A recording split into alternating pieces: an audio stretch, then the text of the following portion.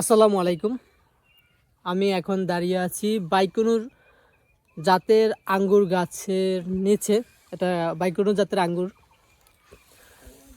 আমার কাছে যেই থোপাগুলা দেখতেছেন এখন, এগুলো হচ্ছে বাইকনুর জাতের আঙ্গুরের থোপা। দেখুন, এই যেখানে থোপা, এই যে জায়গায় থোপাগুলা। মাশাআল্লাহ, বাংলাদেশে আঙ্গুর চাষ হচ্ছে, যেটা বাইকনুর বাহিরের আঙ্গুর, যেটা লাল আঙ্গুর, এটা আপনার যখন পরিপক্ক হবে তখন এটা লাল হয়ে যাবে। এখন বর্তমানে সবুজ, কিন্তু এটা লাল হবে। মাশাআল্লাহ, এই গাছটির বয়স এখনও 1 বছর পূর্ণ হয়নি, তারপরও মাশাআল্লাহ ফলন আসছে। শুকরিয়া, আলহামদুলিল্লাহ। দেখতে পাচ্ছেন এখানে ফলন আসছে কম বেশি, প্রথমবারের তুলনায় ভালো ফলন আসছে।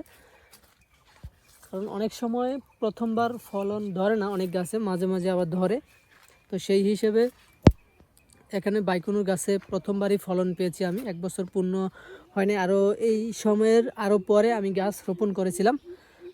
এই গাছটা রোপণ করেছিলাম যখন বাইকনুর আঙ্গুর লাল পেকে গেছে, খাওয়ার শেষ, সেই সময় গাছ রোপণ করা।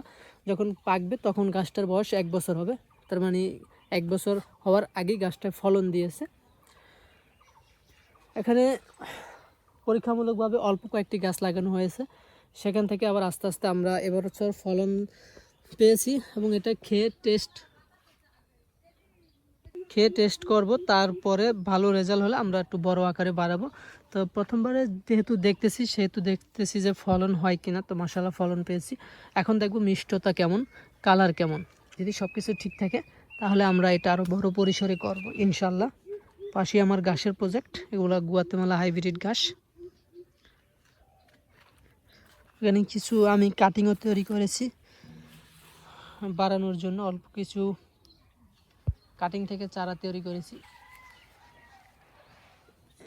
এই যে মাশাআল্লাহ ফলনও এসেছে। তো আজকে এ পর্যন্তই। আপনারা সকলে ভালো থাকবেন, সুস্থ থাকবেন। আল্লাহ হাফেজ।